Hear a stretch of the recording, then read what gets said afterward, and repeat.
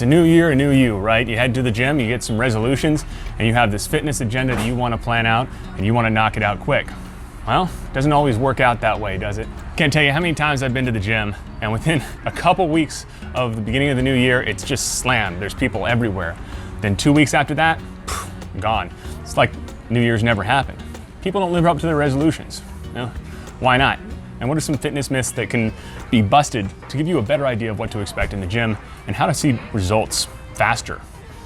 Well, that's what we're talking about in this episode of Scientific Drinking. Cheers.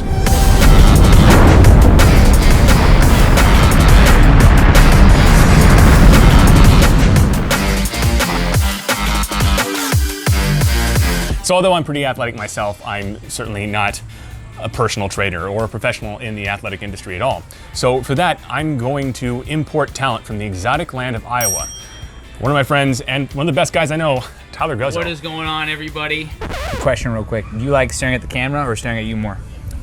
You want more romantic? You want more? What is going on, everybody? This is Tyler from Guzzo Fitness, and I'm here with my buddy Matt, and we're going to talk about some of the fitness myths in the fitness industry, so that way you can kind of get a better idea, a better trajectory for your New Year's resolution when it comes to fitness. We're excited to chat with you about it. Yeah.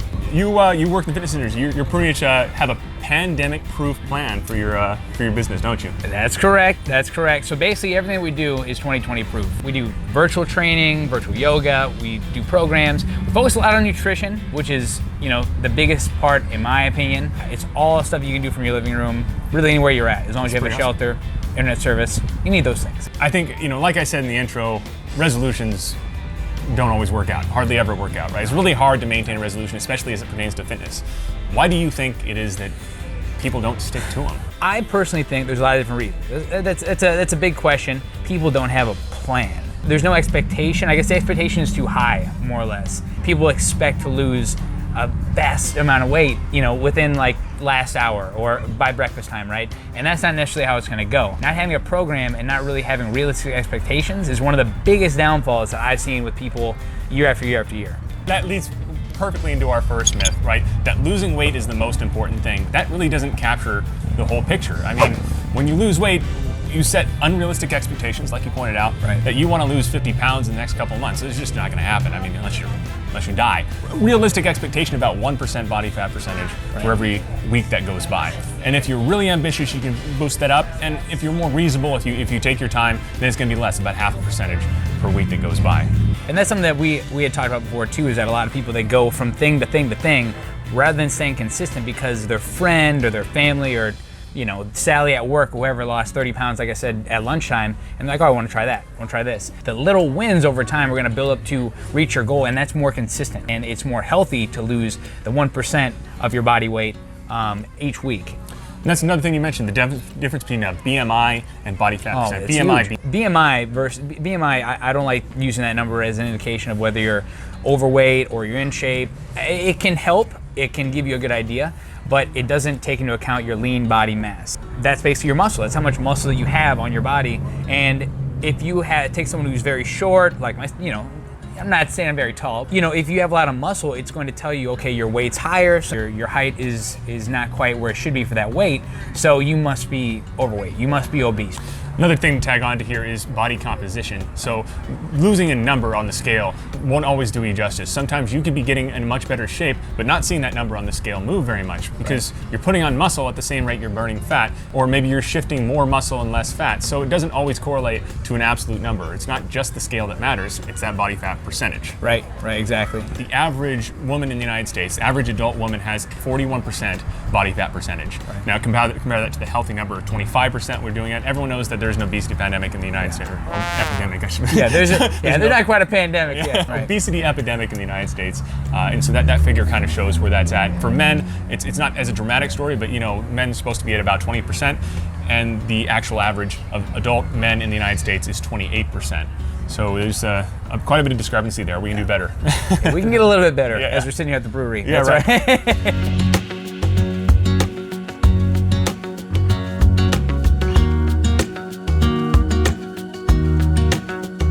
All right, so myth number 2 is all you need to do is have a good exercise routine.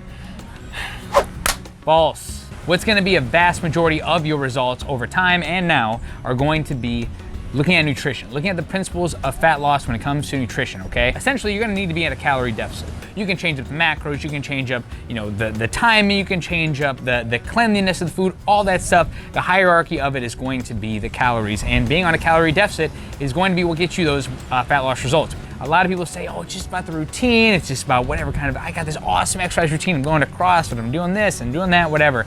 And that's wonderful, I think it's great. But the fact of the matter is, you find that it's a lot harder to add things in. I mean, think about, you ask anybody, how's things going? Been busy. How's things going? Been busy. The vast majority of people would find it much harder to add in 30 minutes to work out than just simply make a change of decision when they are going to eat their meal. You're going to burn a lot more calories from cardio when you're doing your cardio routine versus the weight training routine versus the high intensity routine. They're both definitely important. Don't get me wrong. But at the end of the day, having a mix of both is very important, and we'll kind of get into that later on in one of the other myths that we talk about. To put things into context, think about how much calories you burn during a given workout. For a vigorous weightlifting exercise, a 125-pound person would burn about 180 calories, and it scales up to about 260, 270 for a 185-pound person. That's not nearly as much as you would think. Compare that again to something like a calisthenics workout, 135 for a 125-pound person, up to a 200 for an 185-pound person. For yoga, 120 for a 125-pound person. So those calorie numbers, that's a slice of cheesecake. That's a beer and a half. That goes away really quickly. Who drinks a beer and a half? Matt doesn't drink a beer and a half. I don't know what you're talking about, man. A study published by the CDC, they took 32,000 respondents from the years of 2014 to the year 2016. Everybody in the study was 15 years or older. What it showed and what they looked at is the amount of time people have in their day. The average American has 5 hours or more of free time during their day. No subgroup had any less than 4.5, so at least 4.5 hours of free time per day. On average, only 7% of that free time is used for exercise.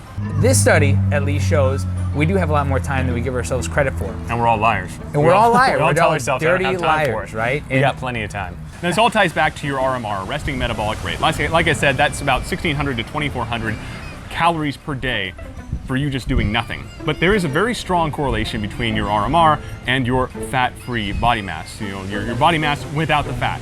A study by the National Library of Medicine showed that there is an 83% correlation between your RMR and your fat-free mass. The more muscle you have, the more calories you're gonna burn at rest, because muscle requires calories. It's that nagging friend at the party that always requires you to bring something, bring the drinks, bring the food, but you also wanna make sure you're doing the cardio, because that's also gonna burn a lot of calories from fat. And one of the biggest villains when it comes to New Year's resolution is now you figure out that you're working out and you're burning these extra calories, so you deserve a little bit more at the dinner table, or maybe some desserts or snacks, and that stuff really stacks up. It can completely negate your workout.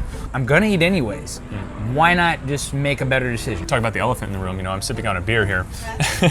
One easy way to lose track of your calories is drinking too many beers. I think it's a low carb beer, right? If that makes me feel better, then that's what it is. Beers, this is about 100 to 200 calories per drink. And beer is one of those things that you add to a meal and you just sip away, maybe 2 or 3 of them, and you don't even notice. But that's 600 calories. That's over 25% of your daily calorie allotment that you've just had with dinner with a couple of beers. I feel guilty. All right, so myth number 3, lifting more weight is the most important thing. Yeah. And I think that's great. I think lifting more weight is great. It's fun. Matt likes to do it. He likes to lift vehicles and his girlfriend, things like that. Small children sometimes. That's over here, right? I see this a lot. And the big theme is like, just get strong, get strong, get strong. And yeah, it's great. And like I said, it's gonna help you to maintain your muscle mass and keep your metabolic rate high while you're on a calorie deficit. Doing more reps is gonna help you burn more calories. I mean, you would think so, right? You're doing more activity, you're doing the exercise more, you're gonna burn more calories during that workout. But the lower you go, right, you're more like in a hypertrophy range where you're trying to build muscle through 8 to 12 reps. And that's what you call like time under tension. You can have some progressive overload there too, and that's gonna help you to build muscle because of that rep range. Strength training, high intensity training in general is going to help you with what's called EPOC, the amount of energy it takes your body to recover after the workout. And at the end of the day, what that's gonna do is require your body to burn more calories at a higher rate throughout the day. When you're doing more reps at a lower intensity, it's kind of similar to like a cardio routine, but if you're lifting, and doing a lot of reps, that's good. but realize that you're gonna burn more calories during the workout versus throughout the day. Again, you can kind of do your own thing. I think if you're gonna be doing heavy strength training, you do wanna do some cardio because you're not gonna burn as many calories as you would if you were doing higher reps. Myth number 4, I can work out the area in which I want to lose fat. That's bullshit. That's bullshit. Strong words. So if you think about it, if you want to have big biceps, you do bicep curls, lots of them. If you watch, what was that movie? The Lady in the Lake or The Lady in the Pool? I don't remember. It was an M. Night Shyamalan movie. The guy had one huge arm. All he did was lift weights with one arm. This morning, I measured my bicep. 4.5 inch difference from one side to the other. Look at that. So if you do bicep curls, you're gonna have big biceps. If you do bench press, you're gonna build up your chest muscles. You're gonna have a big chest. But if you do crunches, you're gonna lose belly mass. I mean, that doesn't make sense. You're building up your ab muscles, right? When you're targeting fat and your goal is fat loss, which most people, when they start working out, their goal is to burn fat, you want to do the exercise that burns the most fat. And the exercise that burns the most fat isn't necessarily where the fat's located. And that's especially true with men who have the beer belly. You want to do large, heavy exercises that use a lot of energy. Legs, especially, followed by back, followed by chest. These are the 3 big competitors when it comes to burning a lot of energy and therefore burning a lot of fat, assuming you have a diet that matches and you are in that calorie deficit. You're doing your push, you're doing your pull, you're doing your legs. That is all functional exercise routine that is gonna directly correlate into you having a body that is symmetrical, that you're not gonna hurt yourself. What you really need to do when it comes to what that principle is called is target training. If you are not in a normal body fat percentage range, how are we gonna see those abs? How are we gonna see those biceps, right? We need to reduce the fat first. And simply by training that area, yes, you're working on the muscle, but you're not necessarily targeting the fat. I focus more with the prime movers that Matt discussed because that's gonna get you the most bang for your buck. That's gonna reduce the body fat percentage because you're burning more calories and because it is a very functional program for you to maintain throughout your journey. Final myth, I need to go to a gym to do all this. No way, no way, all right? And I've got your answer. So basically, a lot of people think that. They think they gotta get fancy, they gotta have the machines, they gotta have the bands, they gotta have the ball, they gotta have da-da-da-da-da, right? You don't need any of that. Calisthenics are great. Just simply going outside and doing some cardio, doing some walking. It's a highly underestimated exercise, right? You don't need to be super complicated. You had that big, what do you call it, circus dumbbell? I had a circus dumbbell. Massive, 100 and something pounds? It was, you could have fit a child in there. You do not need that. What we do with our clients is we essentially do virtual boot camps, no weight required, no bands required. All you really need is internet connection. You need a device to see the virtual boot camp. And motivation. And motivation, which is where I come in. You do not need a gym membership to lose weight, to see success in your fitness. Just because you're paying for it doesn't mean you're gonna use it. And the facts back that up. 14% of Americans have a gym membership of some kind, but only 18% of those use their gym memberships regularly. 12% of people join gyms right around this time, New Year's, you know? 50% of those people and 50% of anyone who joins a gym stops going within 6 months. So there's a really high dropout rate for anyone who goes in the gym. And the most surprising fact, and that's very applicable right now, is that 59% of Americans don't plan on continuing gym memberships after the pandemic, and I'm one of those, which is good for your business. Yeah, exactly. Like I was saying before, a lot of my clients are uncomfortable with going back into the gym for various reasons. It's more convenient, it's more safe, it's cheaper to do it at home, and at the end of the day, what we do with our clients is we give them the program. Like you have our workout program. Depending on what level that you decide you want to be a client or you want to work with us, you get a nutrition plan, you get all these things. So we try and bring it to you. It's more convenient, it's more safe, it's cheaper for people during the year 2020 and 2021, and who knows when after that. And a final bonus question is, when you burn fat, when you lose weight, and when you lose fat mass, where does that mass go? It converts into muscle. Some of it converts into muscle, that's true. But the most common element in fat is carbon, and you breathe it out in carbon dioxide. So the more time you spend breathing out, not forcing yourself, don't hyperventilate, but the more time you spend exercising, breathing heavy, every time you take a breath out, that's fat. You're burning fat. 80% of fat comes out of you in the form of air. Amazing. Isn't that amazing? That is really mind-blowing. All right, guys, thanks for joining us. Again, this is Tyler at Guzzo Fitness. It's all over his shirt. It's hard to miss. Check out his program. And thanks for watching. Yeah, Happy guys. 2021. Thanks for tuning in.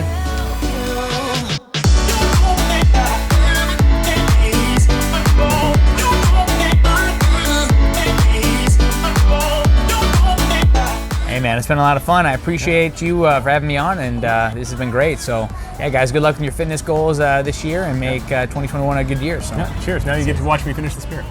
Slam it. You should have done some push-ups during this.